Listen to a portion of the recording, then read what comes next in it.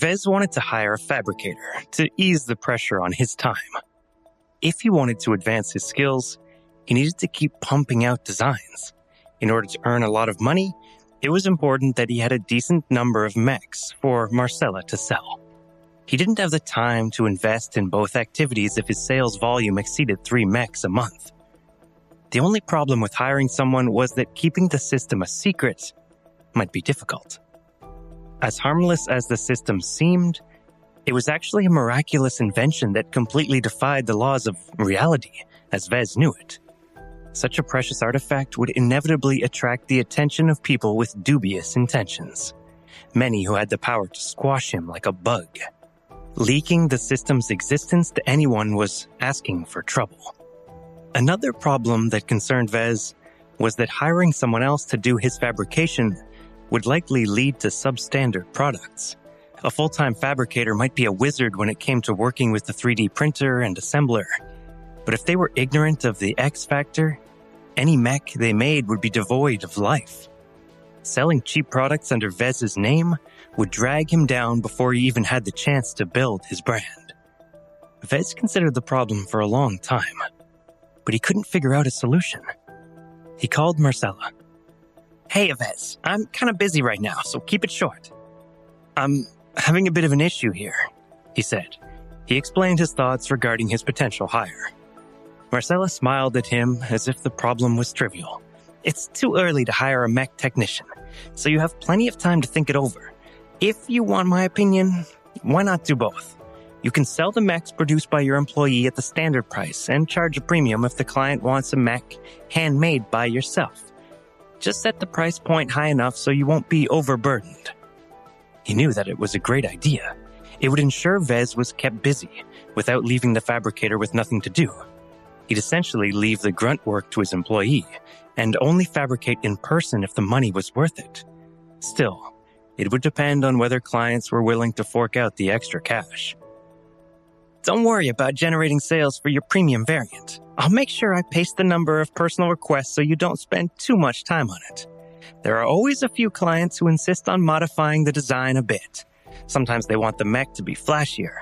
Other times they want it to have a customized emblem on its armor pattern. I think the going rate for those customizations is currently 2 million credits. An additional 2 million credits per sale was a generous amount.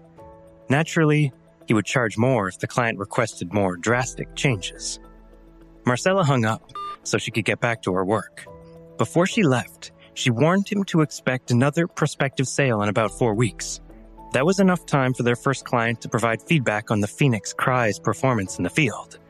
Vez decided to consider the issue of hiring a fabricator once he had a good idea of how many sales Marcella was likely to achieve. Instead, he turned his attention to a much more interesting activity. He was ready to go back to designing virtual mechs. He recalled the experience of designing different variants of the Fantasia and the Caesar Augustus, and how much experience it had added to his burgeoning skills.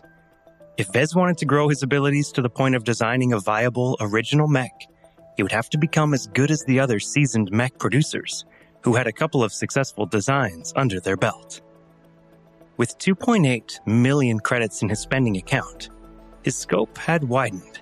Though he could easily log into Iron Spirit's market and purchase a huge number of one-star designs, he figured there was no point in doing so.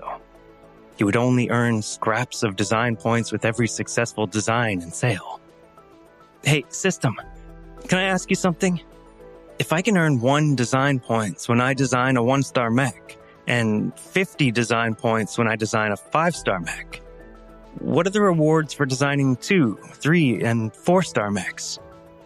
"The base reward for designing a 2-star mech is 5 design points. The reward increases to 10 design points for 3-star mechs. The reward further increases to 25 design points for 4-star mechs. Please note that these rewards are lower when selling a mech based on your designs. Please work diligently to improve your designs so that you may work proficiently with more advanced models." In other words, the system was encouraging him to get off his butt and design higher-starred mechs. Though he owned a pair of 5-star virtual licenses, his skills were still insufficient. The Mark Antony generated a meager number of sales, and Vez doubted that would ever change. since he hadn't brought anything unique to the design other than the X Factor. Even that feature was diminished every time he relied on the game's server to produce new copies of his mechs.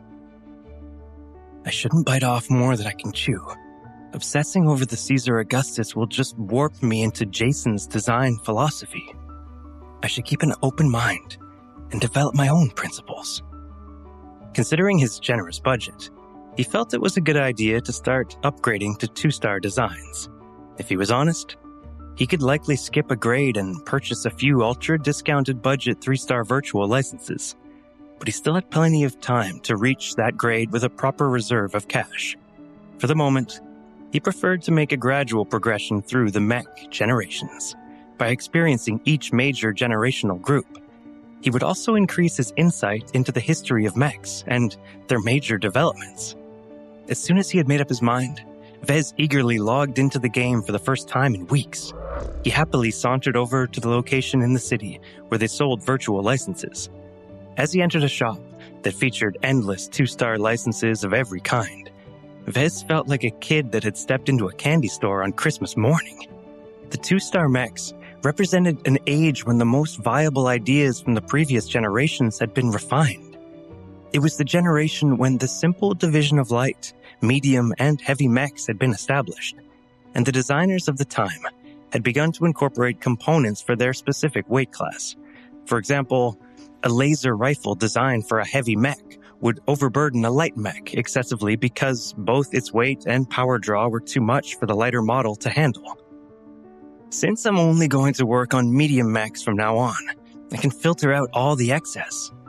The system removed the unnecessary items from the numerous projected components in the virtual store. Ah, that's better. The clutter was further reduced when he removed the variants. He wasn't about to produce a variant of a variant. That was a ridiculous idea. Vez browsed through the mech designs first. If he wanted to design a new variant, the choice he made for the base model was of utmost importance. For his previous designs, he had been given a model by the system. This was the first time he had an active choice to make regarding his future direction. He considered getting his hands on an animal-shaped mech. The bird and mammal-shaped mechs that had featured among the 2-star generations incorporated design philosophies that largely extended to the present day. If he wanted to branch out his mech range and incorporate something other than bipedal mechs, right now was the perfect opportunity to do so. Animal mechs are much less popular than their humanoid counterparts. Although I won't face as much competition, my clientele also won't be as diverse. Based on the potential sales he could generate, Vez was not optimistic he could excel at designing animal mechs. The mech designers who worked with abnormal mechs usually devoted their whole careers to optimizing such designs. As someone who only intended to dabble with unusual designs, he didn't intend to make a living out of it by putting in a lackluster amount of effort. Thus, Vez filtered out anything other than humanoid mechs. This left him with plenty of choice, but without the distractions. Now, what would be the best mech to work on first? If he wanted to work on balancing armor and speed, it would be ideal to start with an extreme. Mechs that already featured a good compromise between the two were hard to improve and easy to screw up. He would rather get his hands on a medium mech that was either fast but lightly armored, or a mech that was well armored but slow. Since I've already worked on the Caesar Augustus, I have some experience working with heavier mechs. Vez removed the mechs above a certain tonnage from his display. He was finally left with a much more general overview of available designs. Please subscribe to the Pocket FM YouTube channel and press the bell icon for instant notification. Check out our channel for more such exciting shows.